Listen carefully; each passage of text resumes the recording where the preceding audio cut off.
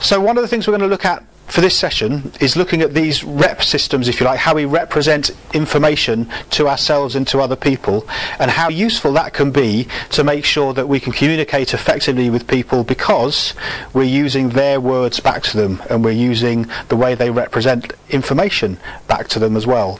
So if we've got somebody who's representing information to themselves in a visual way, maybe they've got pictures in their heads when they're talking to you, then we need to be able to identify that, because when we want to communicate with them, we want to use the same type of language so that we're tapping into those visual pictures, if you like, that are going on as well. If we've got somebody who's listening to the sound of the bell in their head, and they're listening in terms of they've got sounds going on inside their head, and they're listening to their own, maybe their own voices in their head, or their own little stories that are going on within their heads, they're operating in sort of an auditory mode. They're representing information to themselves on the inside in an auditory way.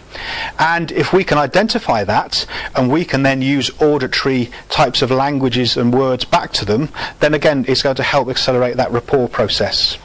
Just as if we've got people who are processing information in a kinesthetic way, and perhaps many of you who work in outdoor education might have come across people who, when they're trying to learn something new, only actually really get what you mean when they actually go through the movements of doing the actual task or the skill.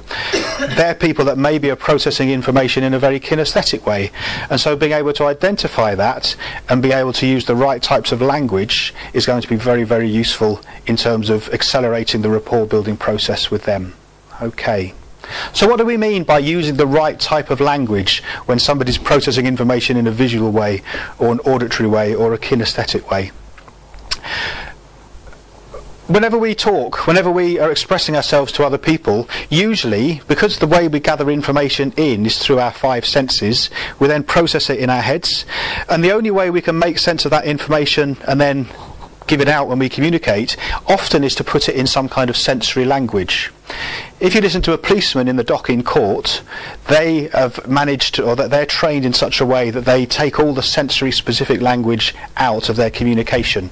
But normally in everyday communication we use a lot of sensory specific language. So we'll say things like, "Oh, I like the look of what you've been doing today. That's really, really clear."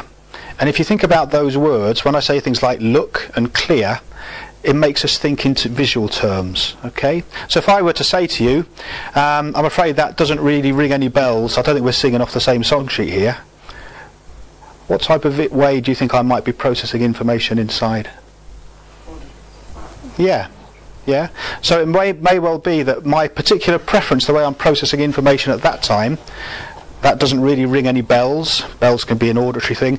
I don't think we're singing off the same song sheet. All the language I'm using in a sensory way sounds like it's auditory. Okay. Or what about if you're teaching a new skill to somebody and they say, "I really can't get to grips with this. It's just rubbing me up the wrong way." Kinesthetic, isn't it? Yeah. And the more we listen to people, the more we pay attention to people and the types of language and words that they're using, the more we can get an insight into their model of the world and work out how they're processing information on the inside. Okay. And that's really useful, because that means if we've noticed that and we can start feeding back conversation or words to them using the same types of language patterns that they're using, that we're going to develop even deeper rapport with them, which means that our message is going to be that much more successful. Okay. So are you saying that each person, when they were doing the talking, they were very individual? Yeah, very, very individual. Right, so in your little group, some people were using more visual words, some people were using more auditory words, and others more kinesthetic words. Okay. And you'll always be, as I think everybody else will find, they'll have a mixture. There'll be a couple of strong ones. I think we found there'll always be two areas that were fairly strong. Right. It tended not to be just completely one, but right. But yes. It was quite interesting. You know, for two of us, one bit was completely missing. And yet you were strong on the auditory. So it was actually quite. By doing it one after the other, you can see the contrast in the way that somebody's model of the world works. Yes. It actually helped. I thought helped a little bit. Is that Pam and Justin talked about a very similar subject. Yes. So it became more obvious. Yes. The differences between them. I mean, brilliant. There's a slight difference in the topic, but it was more or less very similar. So it meant it was easier to actually. Fantastic. Yeah. And a good example of that would be, again, because you sort of think, well, it's obvious. Of course, they're going to talk about it in visual terms because they're talking about paddling down a river, which is visual, isn't it? Well, it is for you in your map of the world, but for somebody else, it might be auditory. So for you, paddling down a rapid, you might be paddling down and you might describe it in terms of the sun glinting off the water, how you could see right to the bottom of the river, the whiteness of the stoppers and the breaking waves, and you're talking in visual terms. But somebody else might then come and talk about their experience on the same rapid, and they could hear the booming of the waves as they broke and the echoing around the canyon as they paddled down the river and the crashing of the waves. And somebody else might describe it in kinesthetics, so the splash of the water on their face, the feeling of the boat and how it felt alive on the water as they surfed up and down the roller coaster to the bottom of the rapid. So they've all described exactly the same experience but using different modalities. Remember as well this 7 plus or minus 2 bits of information. Okay, so if a person at any one time can only concentrate on this amount of information, when you're trying to put a point across to them, you want to make sure that they're actually picking up on the point that you're making and not just deleting the really important part of your communication with them. So as an example, I was teaching some people some simple canoeing strokes the other day, and I was teaching some breaking in and breaking out on a nice easy eddy line. So this is where the canoe has to go across the eddy line, etc. And what I wanted to do was to get them to notice the feel of the boat as it accelerated over the eddy line, and the feel of the boat, what it felt like to put the boat on edge so it was at the right angle, so that it was tilted to the right way. And I wanted them to notice the feelings inside.